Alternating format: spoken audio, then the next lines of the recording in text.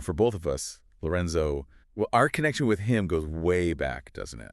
It really does. And his insights, whether it's astrology or tarot or those, frankly, uncanny prophecies. Right. They just offer something different, Mhm. a perspective you really don't find anywhere else. Yeah. It's like he just sees things. Absolutely. There's such a unique depth there. And, a real unwavering honesty in everything he puts out. When Lorenzo shares something, it hits deep. It really does. Yeah. Which is why today, this whole deep dive, we're dedicating it entirely to his latest monthly forecast. Yeah.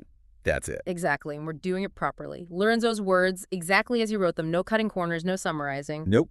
You're getting the full, unvarnished forecast, direct from the source. That's the plan. Okay, so we're diving into Lorenzo's forecast titled Lilith in Scorpio 2025, Taurus Rising the Lover, the Mirror the Demon. Phew. Yeah, quite the title. And this covers Lilith's transit through Scorpio starting March 29th and running all the way to December 20th, 2025. It's a significant chunk of time. Now, you'll see the title specifically mentions Taurus Rising. And while, yes, Lorenzo is definitely speaking to Taurus ascendants here. The themes he gets into, especially around relationships, personal power, honestly, I think this is going to resonate with pretty much everyone. I completely agree. It feels universal. And Lorenzo himself always says, right, to get the full picture. Check both your sun sign, your main sign, and your rising sign, your ascendant. Because that ascendant, it really shapes how these big planetary vibes actually show up day to day. Exactly. Yeah. It personalizes it.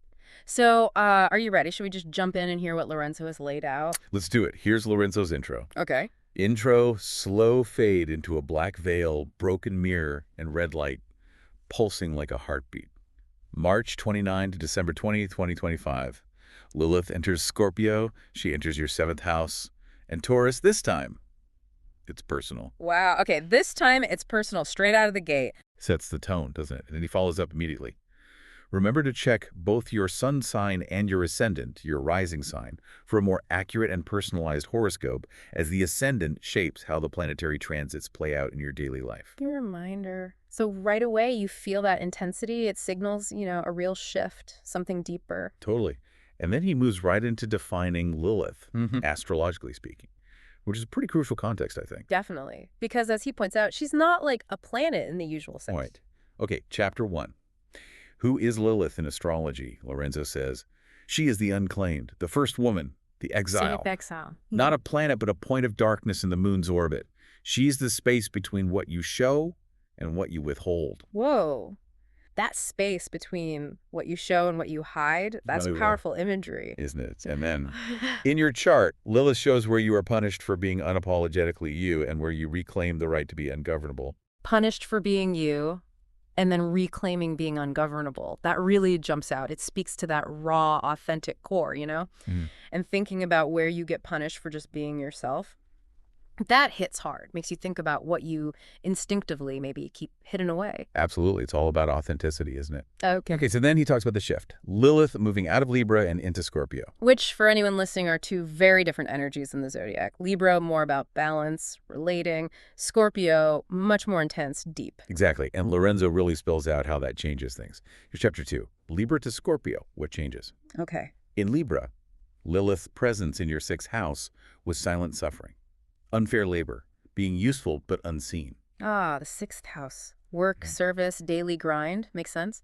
Being useful but unseen. Yeah, you kept the peace. You worked, you served, you bled quietly. Well, quietly. Wow. That's evocative. Then, now, Scorpio, your 7th house, the house of contracts, mirrors, intimacy, enemies. Big shift. From the house of daily work to the house of partnership, others, mirrors. Huge shift, he says. You're no longer the reliable one. You become the mirror, the one who reflects people's buried filth, desires, power plays, and lies right back to them. So you become the reflection. That's a very different role. Not the quiet server anymore. Not at all. And then this kicker, this is not love. This is spiritual bloodletting. You're no longer in a relationship. You're in a psychic war zone. Spiritual bloodletting, psychic war zone. I mean, the intensity there is just palpable. It's not painting a picture of easy relating, is it? Definitely not. It Whoops. suggests, real confrontation maybe, intense reflection in those key relationships. And then he gets into the specifics, right? The aspects, how this energy actually unfolds over the months. Exactly. The timeline, chapter 3. The aspects of the diary of the dark goddess. First up, June 13th, trine Mercury in Cancer. third house. A voice breaks through. Okay, trine. Usually a flowing aspect. Mercury, communication. Cancer, maybe emotional communication. Third house is neighbors, siblings, local environment. Right. He says, you finally say something you've held in for years. It could be to a sibling, a friend, a neighbor, but it echoes into all your relationships. The way you speak shifts, and people feel it. Ah, so that silent suffering starts to break, finding your voice, and it ripples out. Okay, that feels like a positive start, even if it's intense. It does, but then, just 2 days later, June 15, opposition Venus and Taurus, first house. Yeah. You see the price of being lovable. Opposition, so tension. Venus and Taurus. Love. Self-worth, maybe appearance in the first house of self. Exactly. Lorenzo writes, this is the pain of beautifying yourself just to be accepted. You're done softening your voice to not scare others. You're done choosing peace over power. Oof. Yeah, that conflict between wanting connection, wanting to be liked, and being authentic. Reclaiming power over just keeping things smooth. That really is. Then comes July. July 8 at 8 and 25, squares to Mercury and Leo, fourth house. Verbal grenades go off in your home or with family. Squares. Challenge, friction, Mercury again, but in fiery Leo this time, in the fourth house. Home, family, roots. Yeah. You say what hurts, not because you want to, but because silence has rotted everything. This is the voice of generational pain being severed. Generational pain being severed, wow. So difficult conversations, maybe arguments at home, but with this deeper purpose of breaking old, rotten patterns, heavy stuff. Very. But then, a moment of flow again. July 10, trine to Sun in Cancer, third house. You reclaim truth in your words. Another trine with the sun this time, our core self, back in Cancer, third house. Communication again. It's a good day to write a letter you'll never send, or finally send the one you've rewritten 15 times. Your voice carries divine venom now. Divine venom, what a phrase. It's like speaking truth. Even the hard stuff has this potent, maybe even healing power, even if it stings. Exactly. Okay, moving into August. Yeah. August 7, square to Sun in Leo, fourth house. You don't belong where you grew up anymore. Another square involving the fourth house in Leo. Sun this time. Feels like a continuation of that family theme. Yeah. Your values, your sexuality, your identity, they all make people uncomfortable now. Yeah. And you stop caring. That feeling of outgrowing your roots and just deciding your authenticity matters more than their comfort. Letting go of needing that old approval. Then, closely following, August 9, square to full moon in Aquarius, 10th house. Public fallout. Okay, full moon visibility, culmination, Aquarius, maybe unconventional, and the 10th house, career, reputation, public image. So this takes it outside the home. Right. You might lose status or respect or finally let it go on purpose. This is where you choose your truth over their approval. Reputation versus revelation. Reputation versus revelation, choosing your truth even if it costs you publicly. Wow, that's a major theme emerging. It is. But then a softer moment. August 13, trine to Venus in Cancer, third house. A powerful healing conversation. Venus again, but in Cancer this time. Trying back to the third house of communication, so potential for connection. Seems like it. Someone speaks to you in a way that feels like an antidote. You see what love should sound like. An antidote. That's lovely. A reminder of supportive, validating connection amidst all the intensity. Seeing what love should sound like. Yeah. But the intensity returns. August 26, square to Mercury in Leo, fourth house. Final confrontation with family or someone who knows you. That Mercury square again, the second hit. So revisiting that family dynamic, perhaps. Feels like it. They try to define you with old stories. You burn the script. Burn the script, yes. Rejecting those old labels people try to stick on you. Powerful metaphor. Totally. Now there's a longer period. August 12, 31, trine to Jupiter in Cancer, third house. Massive breakthroughs in how you relate, teach, speak, and think. Jupiter.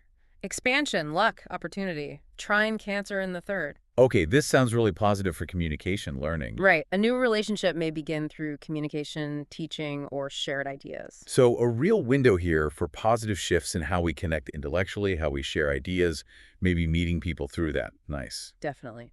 Moving into September. September 7, trine to Pisces, lunar eclipse. 11th house. Karmic portal. Whoa, lunar eclipse, potent endings and beginnings. Pisces, intuitive, spiritual, 11th house friends, groups, community, hopes, and a trine. This sounds significant. Very. An old friendship, group, or community dissolves, and a soul-aligned connection steps in. You feel divinely rearranged. Divinely rearranged. Wow, like destiny stepping in to shift your social landscape, letting go of old ties to make space for soul connections. Exactly, but then more friction. September 9, square to Venus in Leo, fourth house. Power struggles in your inner circle. Venus in Leo square again, back to the 4th house. Power dynamics in close relationships are home. Mm-hmm. You're tired of being the anchor while everyone else floats. Cut the emotional umbilical cord. Oh, that image. Being the responsible one, the anchor, and needing to cut that cord, setting boundaries maybe, stop over-functioning for others. Seems like it. Then another significant alignment. September 5-13. Trine North Node Pisces. Sextile South Node Virgo. Cosmic permission. The nodes. Our evolutionary path. North node in Pisces, South node in Virgo, trine and sextile, flowing aspects related to our destiny. Yes. Your future opens up through new people. Love and creativity become sacred again. You forgive the past, but not to make peace to free your future. Not to make peace, but to free your future. That distinction is everything. It's forgiveness as liberation, not necessarily reconciliation. So you can move forward. Precisely. Now October gets really intense. October 24, conjunct Mercury in Scorpio, 7th house, confrontational clarity. Conjunction, energies merging. Mercury, communication in Scorpio, deep, intense communication. Yeah. In the 7th house of relationships. Okay. Yeah. A relationship conversation that shakes the ground. No games. Yeah. No filters. Someone gets undressed emotionally or gets left. Gets undressed emotionally or gets left. Wow. Radical honesty. No hiding. Make or break conversations, maybe. Feels like it. And just 2 days later, October 26, conjunct Mars in Scorpio, 7th house. Sexual war. Passion turns feral. Mars. Action, desire, aggression, conjunct Lilith in Scorpio, 7th house. That sounds explosive. You attract someone who stirs both obsession and liberation. If you're already partnered, this is the moment you redefine what power means in love. Redefine power in love, Yeah. that theme again, and that mix of obsession and liberation. Very Scorpio, very Lilith. Potent attraction dynamics. Extremely potent. Then comes November, which Lorenzo flags big time. November 19th, Sun plus New Moon plus Lilith conjunct in Scorpio, 7th house. The apex. The apex, he capitalized it. Sun, new moon, new beginnings, and Lilith all together in Scorpio, 7th house. This has to be huge for a relationship. Absolutely. A contract ends or begins. A union is forged through shadow. This is a blood pact, not a wedding. A blood pact, not a wedding. Wow. Emphasizes the depth, the intensity, maybe the irrevocability of commitments made or broken now. Yeah. You're not choosing the one. You're choosing the one who sees your void and doesn't flinch. Sees your void and doesn't flinch. That's profound acceptance of the whole self, shadow included. That's the kind of connection forged here. Exactly. But the intensity continues. November 22, conjunct Mercury retrograde in Scorpio, 7th house. Yeah. You reread the fine print on your love story. Mercury retrograde joins the party. Review, reflect, reevaluate. Specifically in those deep 7th house Scorpio themes. One more message. One more ghost. One final lesson. This is the karmic retest. Karmic retest. So revisiting old patterns, maybe past relationship stuff comes up for final review. One last look before moving on. Seems like it. Then, November 28, conjunct Venus in Scorpio, 7th house. Desire purifies. Venus back in Scorpio, conjunct Lilith. Love, values, desire. Getting clarified, maybe. You merge with someone or with yourself. It's not about being wanted. It's about being known. If someone can't handle your depths, they're gone. Being known, not just wanted. That shift again. And that consequence, if they can't handle your depth, they're out. Real clarity on values. Total clarity. And then December brings some resolution. December 11, conjunct Mercury direct, 7th house. A contract is signed. Mercury goes direct. Forward movement and communication, decisions. Maybe legally, maybe energetically. Mm-hmm. You say yes or no with full conviction. There is no gray area anymore. No gray area. That decisiveness after the retrograde review, making clear choices in relationships and commitments. Right. And the final aspect listed. December 120, trine Saturn, Neptune, and Pisces, 11th house. Spiritual alliances form. Saturn, structure, discipline, and Neptune, spirituality, dreams, together in Pisces. Trining Lilith from the 11th house of community. Interesting combo. You find a group or soul tribe that matches your darkness and your light. You're not performing anymore. You're leading by bleeding honestly. Leading by bleeding honestly. Right. Wow. Finding authentic community where you can be fully yourself, shadow and all, not performing. That feels like the culmination of the whole journey. It really does. What a detailed map Lorenzo has given us. Incredible detail. And now he shifts, right, to that broader perspective, the nuance he mentioned. Exactly. Chapter 4. The nuance no one tells you. He says, here's the twist every other astrologer is missing. This isn't about who you're attracting. Okay. It's about who you're finally repelling. Oh. Okay, that is a twist. It flips the usual focus, doesn't it? Not about pulling in, but pushing away, setting boundaries energetically. Right. He clarifies, Lilith in the seventh isn't about wild lovers or fated meetings. It's about how you let people seduce you away from yourself and how you now stop. Stop letting people pull you off your center. Reclaiming that internal authority. Yeah, that makes sense with everything else he said. And this really resonated. You used to see compromise as love. Now you see that what you call compromise was often self-betrayal. Oof. Yeah, that hits home. Differentiating between healthy give and take and just giving yourself away. A painful but crucial realization for many. Totally. And he lists exactly what Lilith burns away. Lilith burns the part of you that said yes to keep the peace, agreed when you wanted to scream, touched them when you felt nothing, accepted crumbs, and called it intimacy. Those specific examples, they're so visceral. Saying yes when you mean no, accepting crumbs. Lilith comes in to purge those self-denying patterns. It's like a purification by fire. Absolutely. And, true to form, Lorenzo doesn't just leave us with a theory. He gives practical rituals. Which is so helpful. Concrete ways to work with this intense energy. Okay, practical rituals. Number one. 1. Do a no-jar spell on July 25, Mercury square Lilith. That's that second Mercury square. Right, the one about family confrontations. Okay, what's the spell? Write every false yes you've ever said. Burn it. Seal the ashes in a jar labeled no. Keep it near your bed. A no jar. I love that. A tangible symbol of reclaiming your boundaries, releasing all those times you weren't true to yourself. Simple, powerful. Totally. Number 2. On November 19, new moon plus Lilith plus sun in 7th, perform a mirror marriage ritual.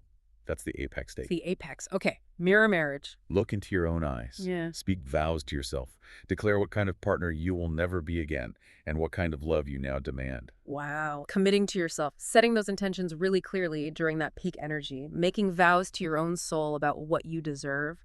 That's deep. It really is. And number 3, cut cords on September 7. Pisces lunar eclipse. Visualize every past relationship as a tether. That was the karmic portal eclipse. Right, the one dissolving all ties. Okay, cord cutting. Snip each one. Burn incense for each person and say, I release you to your path. I reclaim mine. Simple, clear, potent. Releasing the past energetically to reclaim your own path forward makes perfect sense with that eclipse energy. Exactly. And then Lorenzo wraps it all up with this really impactful outro section. Okay, let's hear his final thoughts. He starts, Lilith in Scorpio, in your 7th house, doesn't heal you. She reveals you. Doesn't heal, reveals. To be with you now, someone has to be as naked as you've become. As naked as you've become. Wow. That speaks volumes about the level of authenticity required. No more masks. None. Then he emphasizes again. Yes. Here is what everyone else is missing. And it's not subtle. It's the core spiritual trap of this transit, and most astrologers won't dare go there. He really feels he's onto something fundamental here. Clearly. The wow moment. Lilith in your 7th house, Scorpio, isn't just about relationships. It's about the shadow contract you signed with yourself. Right, shadow contract with yourself. Okay, that takes it internal again. The external mirrors the internal agreement. Exactly. You've been trying to attract the right person, but here's the brutal truth. You've been repelling them with an ancient unspoken vow. If I ever fully merge with someone, I will lose my power, my peace, or my identity. Oh, wow. That unspoken fear. That merging means losing yourself. That's a powerful insight into self-sabotage in relationships. Isn't it? Lilith doesn't just burn the wrong lovers. She voids the contract you made with your inner saboteur. Voids the contract, like cancels that old agreement that holds you back. That's incredibly liberating. Totally. Then he offers the secret spell of the transit. The secret spell of this transit. You haven't been choosing bad partners. You've been choosing soul mirrors that punish you for secretly believing you are dangerous, unlovable, or too much. Choosing mirrors that punish you for your own hidden self-judgments. Because you secretly think you're too much. That's painfully accurate for many, I think. Why? Because Scorpio is where you hide your poison and your gold. And Lilith is here to tell you, you can't attract sacred union if you're ashamed of your own intensity. Poison and gold, both hidden in Scorpio. Yeah. You have to own the intensity, the power, even the destructive potential to attract real union. Yes. You must make peace with your power to destroy. Because until you do, you'll keep inviting people to do it for you. Inviting others to destroy you because you haven't owned your own power. Wow.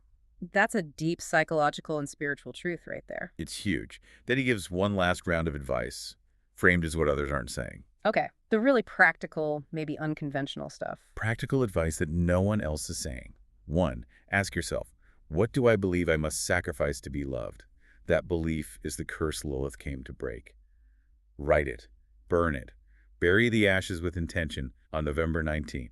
Identify the core sacrifice belief. Treat it like a curse to be broken. Very direct magic there, timed with the apex again. 2. Start dating like a Scorpio, not a Taurus. Stop measuring comfort. Start reading energetic contracts. Ask, what part of me are they activating, my shame or my power? Shift from comfort, Taurus, to depth and energetic reading, Scorpio.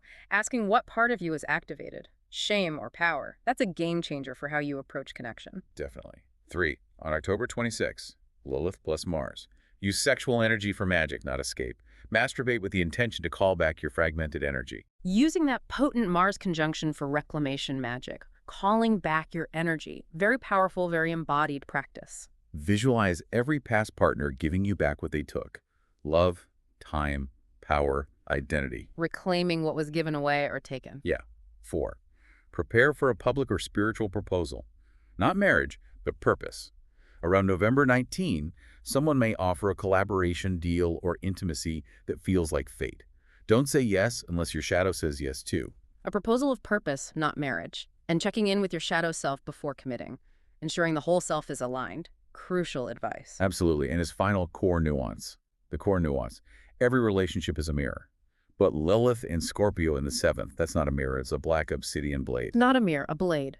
Sharp, cutting. It doesn't reflect you. It cuts away the false self you use to seduce others into accepting you. This is not relationship work. This is self-possession therapy. Self-possession therapy. Owning yourself fully. It's about cutting away the false, not just reflecting it. You don't need to heal your love life.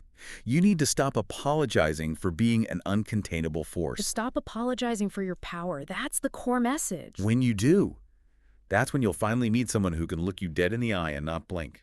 Wow. Meeting someone who can handle your full intensity because you finally owned it yourself? What an ending. Isn't it? And then his call to action. If this prophecy ignited something in you, don't keep it to yourself. Like, share, subscribe, let others feel this roar. Share the roar. I like that. And if you're ready to step into your own reign order, your personalized astrology or tarot reading from me, Lorenzo, this isn't entertainment. This is your divine blueprint. Links below. Let's write your legacy louder, sharper, and truer than ever before. As always, just so out. Lorenzo's insights, they just cut so deep, don't they? Yeah. The way he articulates these really complex energies is just unmatched. Completely agree. He has such a gift for making it visceral, real. And as you've just heard, I mean, there is so much there to unpack from Lorenzo for this Lilith and Scorpio transit. Absolutely. So for you listening, maybe just sit with it for a bit. What parts of that forecast really jumped out at you? What resonated? And that idea of the shadow contract he mentioned, does that ring any bells for you?